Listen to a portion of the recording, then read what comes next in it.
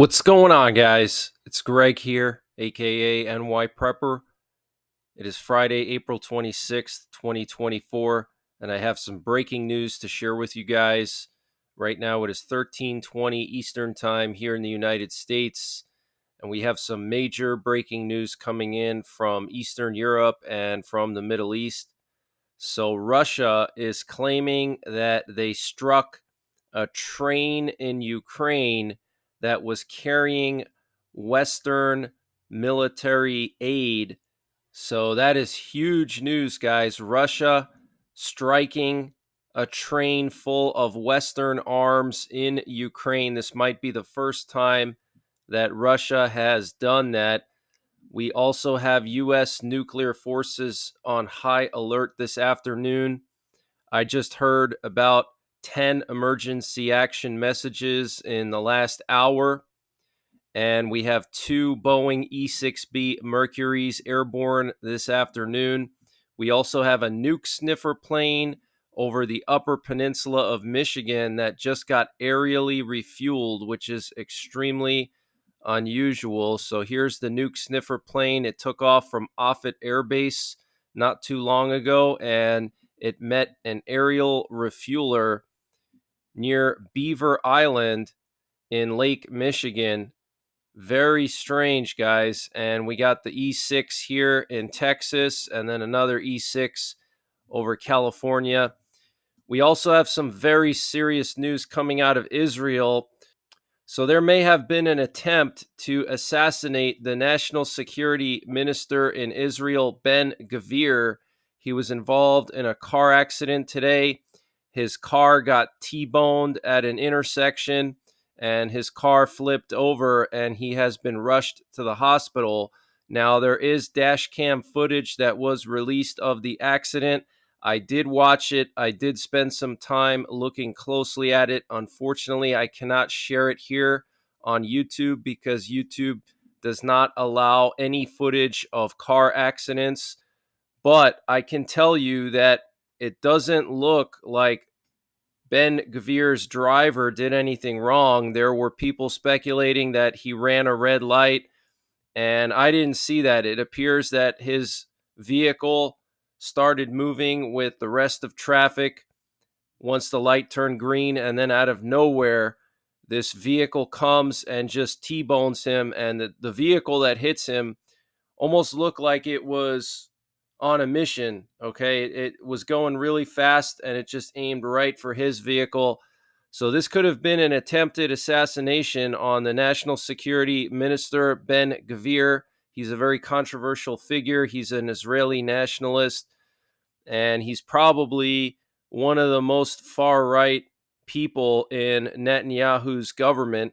Okay, he's the guy that called for Israel to occupy the Gaza Strip and basically nuke Iran.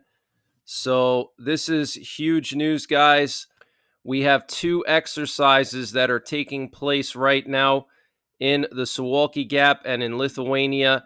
We have Brave Griffin, which involves 1,500 troops and 80 military vehicles near Klaipeda, close to Kaliningrad, on the northern part of Kaliningrad.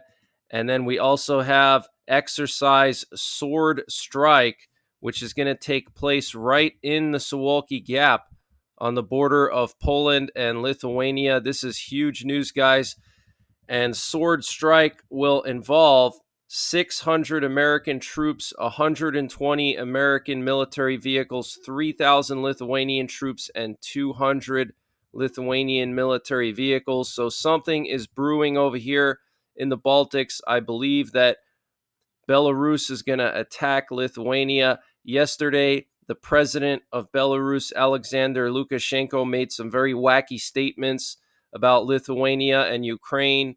He basically said that Belarus could be attacked from the Lithuanian side and the Ukrainian side, and he confirmed that he moved several combat brigades to the border of Lithuania. Just a few weeks ago, I showed you guys the footage of Lukashenko right at the border of Lithuania meeting with his commander over there and his troops, and they were wearing the armbands for friend or foe identification. Okay, so they don't shoot their own. They had the white armbands on, okay, which is a sign that they're prepared to go to war. And he was speaking with his commander over there and saying that they're going to have to deal with Lithuania and stuff. So this is very, very serious, guys. We could see potentially a Belarusian incursion into Lithuania.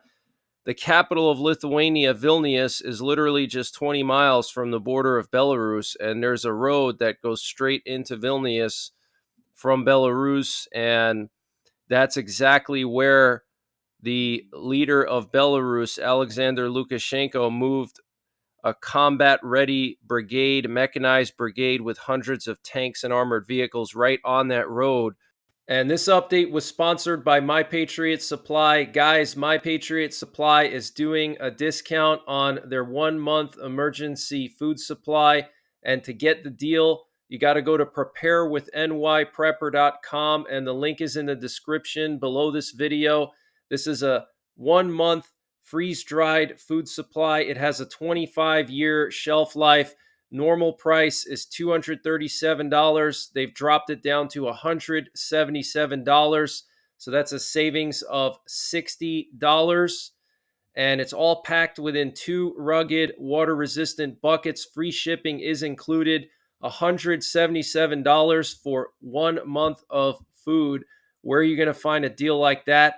They also have a general store, and they're always running discounts in their general store on various prepping and survival items. They have everything from MREs, potassium iodide, to survival seeds. And to get to their general store, you got to click on the My Patriot Supply logo at the top of the page when you get to preparewithnyprepper.com. And you'll see when you get there, they have everything you can imagine.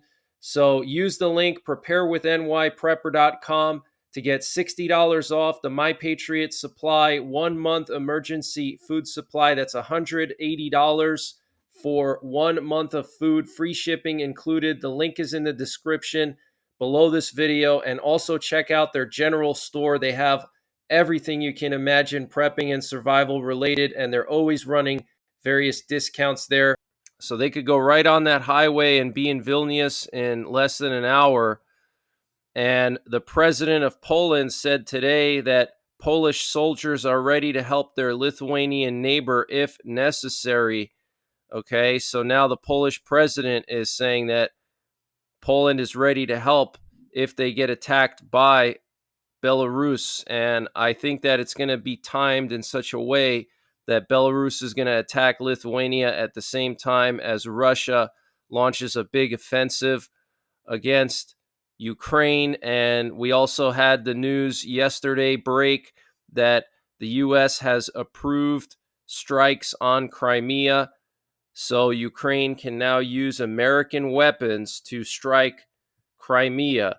Okay. And we had the leaked conversations from Germany 2 months ago, where these Air Force colonels and generals in Germany were talking about using German Taurus missiles that they would ship into Ukraine in automobiles, and then the Ukrainians would use those Taurus missiles to strike the Crimean Bridge and destroy it, and the Germans would basically manage the whole operation from Germany. So I think we're going to see Ukraine launch a massive strike on Crimea very soon, a strategic strike which would basically boost Ukrainian morale, because Ukraine has been struggling the last few months. They've run out of men, they've run out of equipment, and so they need a win of some kind to keep the Ukrainian citizenry motivated and the soldiers motivated. They need a win, okay? And they're not going to be able to make gains on the front lines because Russia has the manpower advantage and the ammunition advantage. So they can make gains by using missiles for precision strikes that NATO gives them. And now the U.S. is approving strikes on Crimea with American ATACMS missiles. Okay, they already got like 100 ATACMS missiles in recent weeks. The U.S. secretly gave Ukraine those ATACMS missiles, which Ukraine already used successfully last week to destroy a Russian S-400 air defense battery in northern Crimea. So I think we're going to see it. I think we're going to see this massive strike on Crimea that's going to be strategic, not tactical or operational, which is what we've seen so far. All the strikes in Crimea by Ukraine have mostly been tactical, operational strikes. But I think we're going to see a strategic strike on Crimea, potentially to destroy the Kerch Bridge and to strike multiple high value targets across Crimea in one big strike. And that would give a win for the Ukrainians, boost some morale, and give Russia something to deal with. We had the Pentagon say yesterday that they want Ukraine to put pressure on Crimea, which is something that Ukraine hasn't really done too much of yet. And so they gave them the ATACMS missiles so they can put pressure on Crimea. And this could potentially cause Putin to snap, and he could do something crazy like launch nukes at Ukraine or chemical weapons. We also had a massive amount of reconnaissance again last night over Poland. You can see the Swedish reconnaissance plane over eastern Poland, and also there was a NATO AWACS plane flying over northern Poland. And we also had 2 Russian warships spotted in the Danish Straits today. We had a Russian Navy project Karakurt class corvette, the RFS Sovetsk, and the Russian Navy Buyan M corvette RFS Grad. So here's one of them, and then here's another one. Okay, so 2 Russian warships transiting the Danish Straits today. Very, very concerning, guys, going into the Baltic Sea. And the Russian defense minister said today that Western advisors participate in the preparation of Ukraine's sabotage activities. Ukraine is hitting the infrastructure on Russian territory every day with the silent approval of the West and the weapons it received from the West. Western countries provide intelligence information, train Ukrainians. Western military experts and mercenaries serve in the war zones. Traces of the Crocus terrorist attack lead to Ukraine. So he was basically blaming the West for all of these Ukrainian strikes inside of Russia against the oil refineries, against some of their early warning radars, against their bomber factory. Ukraine has really struck some high value targets inside of Russia the last 3 weeks, and the Russian defense minister is blaming the West for it. And the U.S. is going to provide Ukraine with the largest military aid package yet, worth $6 billion. French President Emmanuel Macron delivered a keynote speech at the Sorbonne University in Paris, in which he talked about European security and sovereignty. He said, "Today we must realize that our Europe is mortal. It can perish.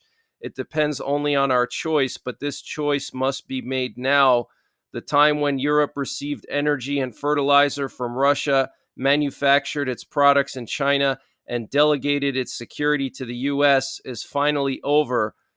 Wow, guys, very strong words there from Emmanuel Macron. And I want to remind you guys that France is a nuclear power. Okay, France has 4 nuclear armed submarines, and they carry the M51 ICBM, which can carry multiple warheads of several hundred kilotons each.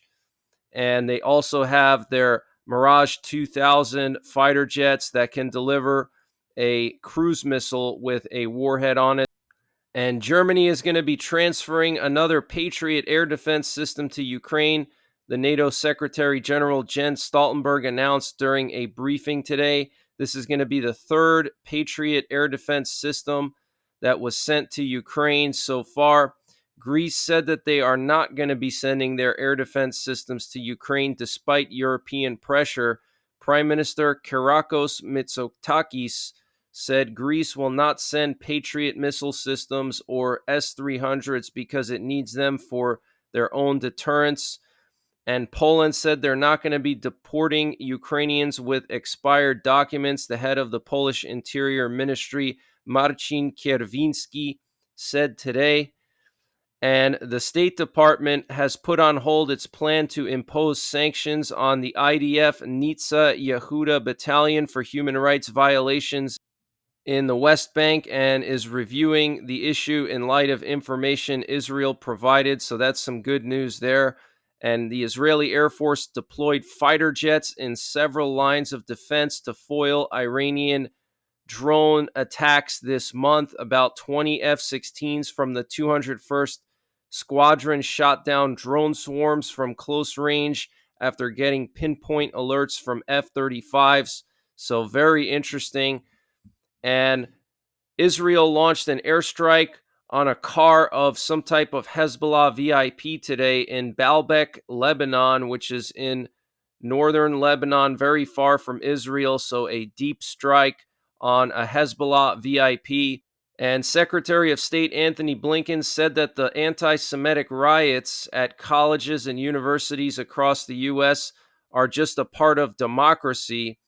And a Greek warship destroyed 2 drones that were fired by the Houthi vessels in the Red Sea.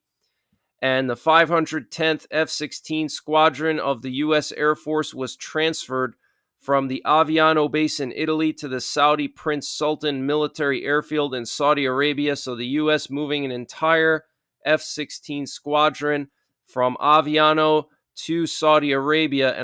And I want to remind you guys that at Aviano, there's American B-61 nuclear gravity bombs, and I wonder if they brought those with them when they went to Saudi Arabia, just in case something crazy happens with Iran and Israel. They have a squadron of F-16s on standby that they can use to nuke Iran if necessary.